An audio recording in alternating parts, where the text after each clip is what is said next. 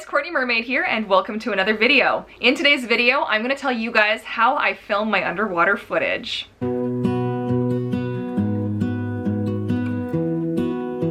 So for those of you just starting out, I'm going to give you guys kind of the rundown where I started and where I ended up, just to give you guys kind of an idea, because everyone always wants to get the highest end camera right out the door, and if you're just starting a YouTube channel or you're just starting some underwater footage and you don't have that kind of money to just throw down, it really isn't the end of the world to start a little bit smaller scale. You know, most of my almost viral videos were filmed, viral for me anyways, on these. Like the one that has 100 and however many thousand views was filmed on this. So don't feel like really bad if you have to start small and work your way up. There's nothing wrong with that. So this little guy is the Kodak Playsport. It's waterproof up to 3 meters, and it did the job for a long time. It has no zoom functionality that I'm aware of anyways. And I used it for probably a year, I think, before I got my next camera, 2 years. Don't quote me on that.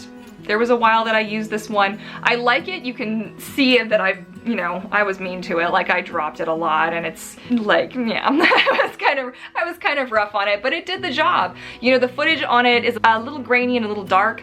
I now know how to edit my footage to brighten it up, but I didn't at the time when I was first starting. This is how it kind of goes. Like I used to film all of my videos on my iPhone, you know what I mean? So like my above water videos on my iPhone, and now I have an actual camera. So you don't necessarily need to start with the big fancy, like the GoPro before, you know what I mean? You can start off small, like it's okay.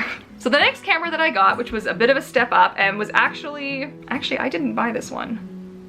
You know what? Like my mom had saved up, I don't know, her air miles or something, and was able to get this one for me, so thank you, Mom. Which is kind of awesome. The PowerShot D20 by Canon, and this was the baby. Like I loved this thing a lot, and I was mean to it too. I've dropped it a couple of times, and you can, like, there's like scuffing on it and stuff. I haven't had an issue with it. It had a cool little wrist strap that you could attach to it, as well as a flotation device, which is actually what I was using to look at because I could actually see it underwater. So this is the guy that I was telling you about. It's bright orange, and it is actually visible without goggles underwater, to me anyways. And it had just a little clip, and it would just pop in there right like that, and it was a little guy. So I would have Eric would have it, and he'd hold it so that I could actually see the orange piece, which is how it looks like I'm looking at the camera. Now I've got other tricks, but but that was a good one to start. So this was definitely a step up from the Kodak. I feel like this one was really a step in the right direction. Okay, and then for my birthday, my wonderfully amazing husband got for me this guy. So this is a GoPro, the GoPro Hero 6 to be specific, and this is the light of my life currently. I love this thing so much, there are no words. Yeah, I would be very lost without it now. The thing is, between this one and this one, is the clarity of the footage is insane because it's actual like 1080. It's not 720. This one only films in 720, I'm pretty sure. Don't quote me on that though. But this thing takes video so clear, I can actually use it as stills, like photos. Like I can actually be like, oh yeah, I took this picture underwater. In reality, it's just me holding really still while the GoPro works its magic. So I love this thing so much. It has a screen at the back, a touch screen, which can be a little frustrating sometimes because I'll accidentally hit and it'll be doing things and I'm like, no, stop, I'm trying to record. It has its own little strappy guy. The Hero 6 is waterproof as well. You don't need to get the additional case for it unless you really want to. So it just pops into its little case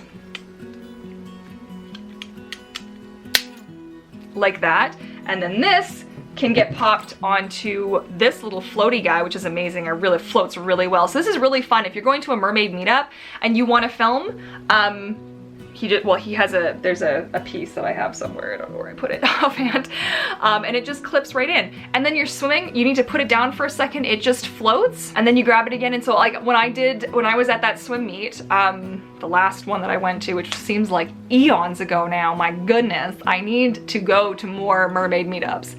I used this, and this combo worked really well for me. Now, the video that got all the questions about how I film underwater was actually my Mertailor Fantasy Monofin review. I will leave a link to it in the cards up top. But I actually used this guy. Now, the thing with the suction cup is the suction cup suctions on very few surfaces that aren't smooth.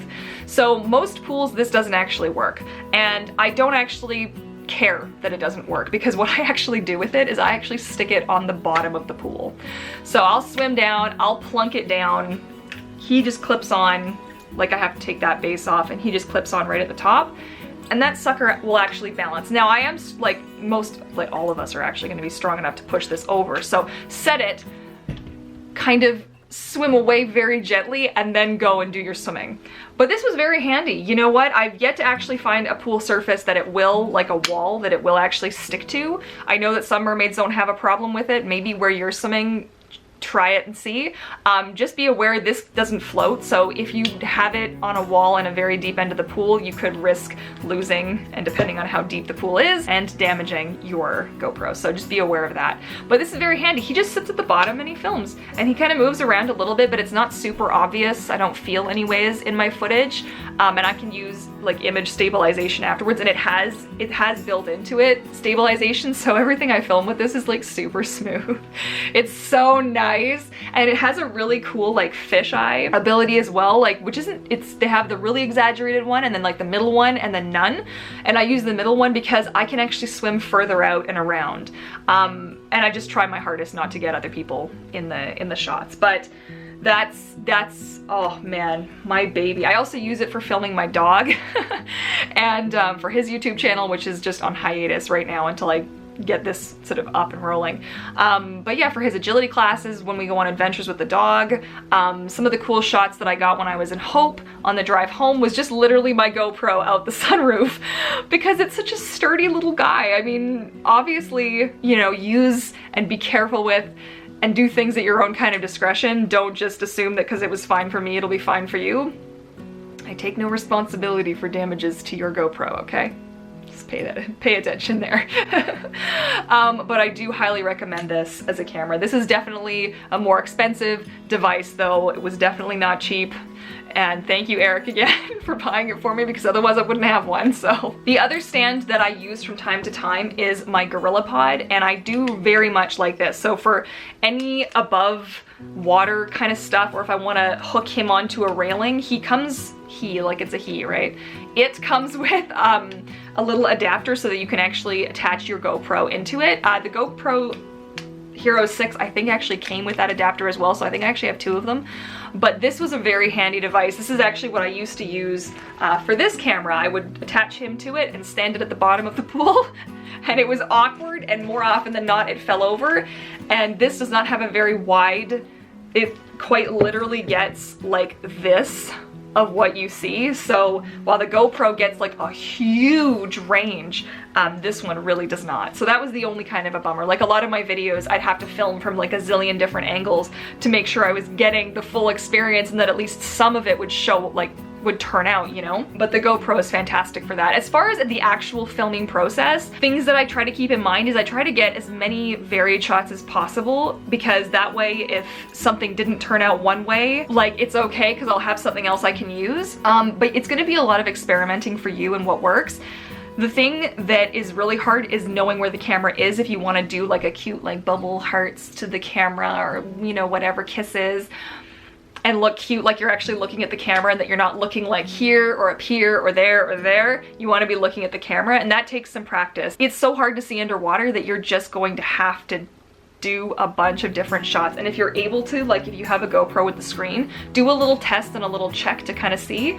The other thing that you can do is if you're swimming at a pool that has markings on the side of it, or any kind of decoration that you can see clearly, or clear-esque, underwater, I mean, right? The things we have to go through, you guys, it's insane. But some pools will have lights, and it's also nice because it illuminates you as well. So I'll actually stick my camera right underneath the light, look at the light, and because I'm close enough, like, it kind of works. That's a couple of things. If you're having somebody film you, again, using something like this, something bright that you can see a little bit clearer underwater will definitely help. And then things that you can do like in the aftermath, color correcting, taking out some of that green, because we all turn kind of green underwater, and especially me because my tail is green and blue. I just disappear from time to time. So color correcting, the white balance is really important to fiddle with. You know, I edit all my videos in iMovie, so I am very limited to what I can do, but sometimes I'll up the brightness and, you know, tinker with the white balance. You don't have a lot of control over it in iMovie, which is too bad. I don't know what it's like in other programs. But a little bit of guessing and testing and you can get something that looks, instead of it being just like horribly green and faded and gross, something that looks a little bit more true to, you know, form, like what was actually there, right? So I hope you guys found this useful, and I wish you all the best of luck filming underwater. Again, if any of those items sounded good to you, I do have affiliate links down in the description box below. It will not cost you any more or less to use one of my affiliate links. However, I will make a small portion of the sale, a very small portion of the sale, but it does help support my YouTube channel. So I just wanted to give you guys the heads up.